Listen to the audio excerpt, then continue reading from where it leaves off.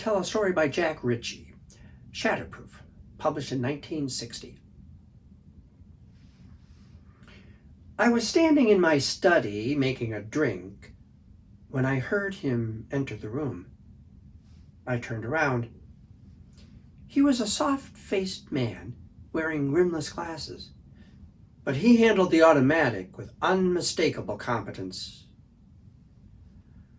I was rather surprised at how calm I was when I learned the reason for his presence. I said to him, "It would be a pity to die in ignorance. Who hired you to kill me?" His voice was mild.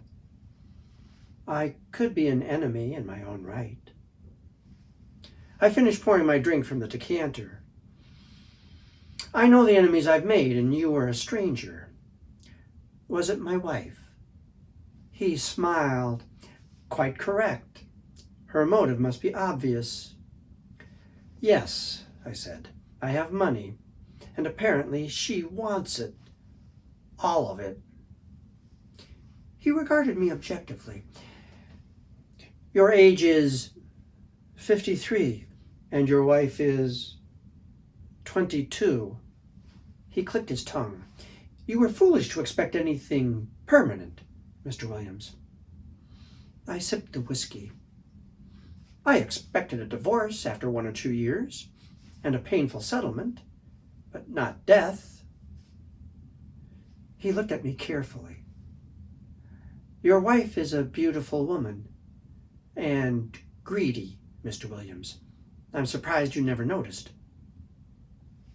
My eyes went to the gun. "I assume you've killed before?" "Yes." "And obviously you enjoy it." He nodded. "A morbid pleasure, I admit, but yes, I do." I watched him and waited. Finally I said, "You've been here more than 2 minutes and I'm still alive." He spoke softly. "There is no hurry, Mr. Williams." "Ah. Then the actual killing is not your greatest joy. You must savor the preceding moments. You have insight, Mr. Williams, and as long as I keep you entertained in some manner, I remain alive. Within a time limit, of course." "Naturally. A drink, Mr. Smith, requires no strain on the memory." "Yes, thank you. But please allow me to see what you're doing when you prepare it." It's hardly likely that I would have poison conveniently at hand for just such an occasion. Hardly likely, but still possible.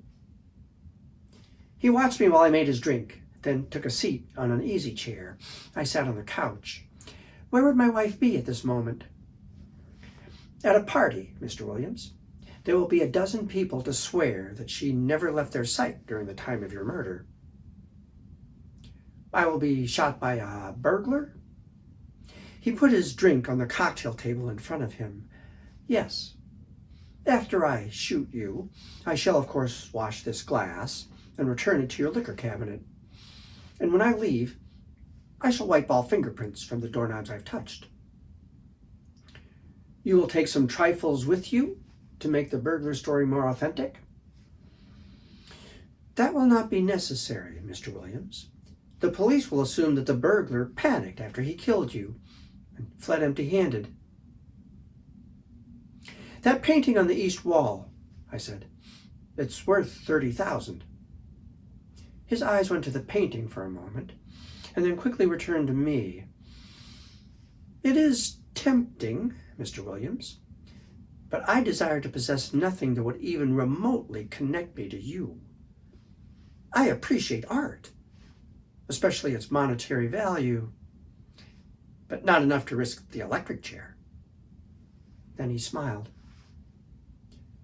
"Or were you perhaps offering me the painting in exchange for your life?" "It was a thought." "I'm sorry, Mr. Williams. Once I accept a commission, I am not dissuaded. It's a matter of professional pride." I put my drink on the cocktail table. Are you waiting for me to show fear, Mr. Smith? You will show it. And then you will kill me. His eyes flickered. It is a strain, isn't it, Mr. Williams, to be afraid but not to dare show it? Do you expect your victims to beg? They do in one manner or another. They appeal to your humanity, and that is hopeless. It is hopeless. They offer you money, very often. Is that also hopeless? So far it has been, Mr. Williams. Behind the painting I pointed out to you, Mr. Smith, there is a wall safe. He gave the painting another brief glance. Yes. It contains $5,000. That's a lot of money, Mr. Williams. I picked up my glass and went to the painting. I opened the safe, selected a brown envelope, and then finished my drink. I put the empty glass in the safe, closed it, and twirled the knob. Mr. Smith's eyes were drawn to the envelope. Bring that here, please. I put the envelope on the table in front of him. He looked at it for a few moments and then looked up at me. Did you actually think you could buy your life? I lit a cigarette. No. You are, shall we say, incorruptible. He frowned slightly. But still, you brought me the $5,000. I picked up the envelope and emptied its contents onto the table. Old receipts, all completely worthless to you. He showed irritation. What do you think this has possibly gained you? The opportunity to go to the safe and put your glass inside it. He looked at the glass in front of him. That was yours, not mine. I smiled. It was your glass, Mr. Smith. And I imagine the police will wonder what an empty glass is doing in my safe. And since this will be a case of murder, I would think they will have the intelligence to take fingerprints. His eyes narrowed. I haven't taken my eyes off you for a moment. You couldn't have switched our glasses. No? I seem to recall that at least twice you looked at the painting. Automatically, he looked again in that direction. Only for a second or two. It was enough. He began to perspire. I say it was impossible. Then I'm afraid you will be greatly surprised when the police come for you. And after a while, you will have the delightful opportunity of facing death in the electric chair. You will share your victim's anticipation of death, with the addition of a great deal more time to contemplate it, more time to let your imagination play with the topic. I'm sure you've read accounts of executions in the electric chair. His finger tightened on the trigger. I wonder how you'll go, I said. You've probably pictured yourself facing death with calm and fortitude. But that is a common and comforting delusion, Mr. Smith. You will more likely have to be dragged. His voice was level. Open that safe or I'll kill you. I laughed. Really now, Mr. Smith, we both know that obviously you will kill me if I do open the safe. A minute went by before he spoke. What do you intend to do with the glass? If you don't murder me, and now I suspect you won't, I will take it to a private detective agency, and I will have your fingerprints reproduced.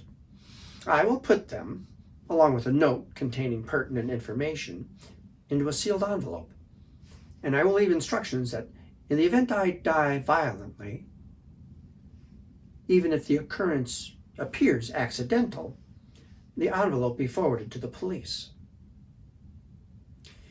He took a deep breath.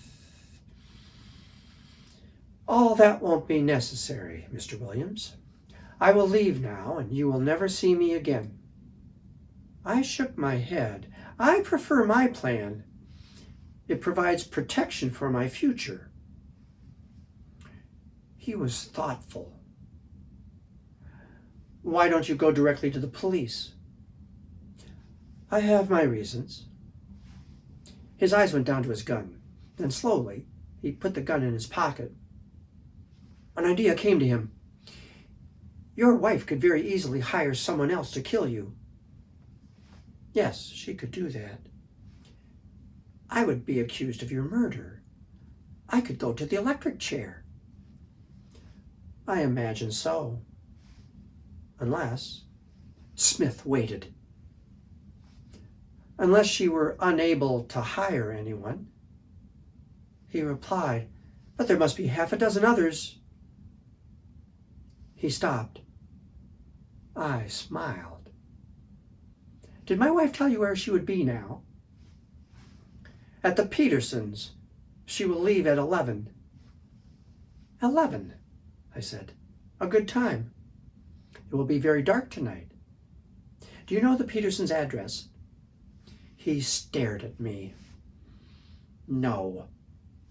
It's in Bridgehampton, I said, and I gave him the house number.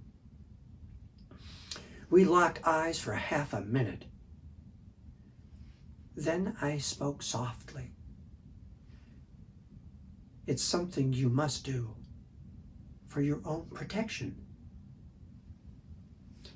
He slowly buttoned his coat.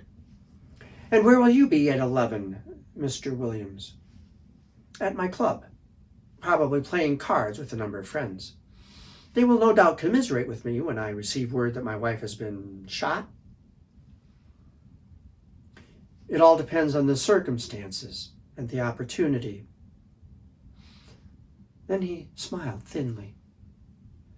Did you ever love her? I picked up a jade figurine and examined it. I was extremely fond of this piece when I first bought it.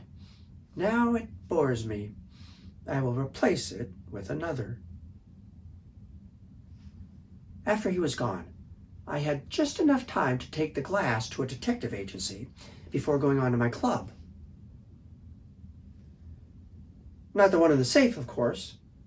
It held only my own fingerprints. I took the one Mr. Smith left on the cocktail table. His fingerprints developed quite clearly.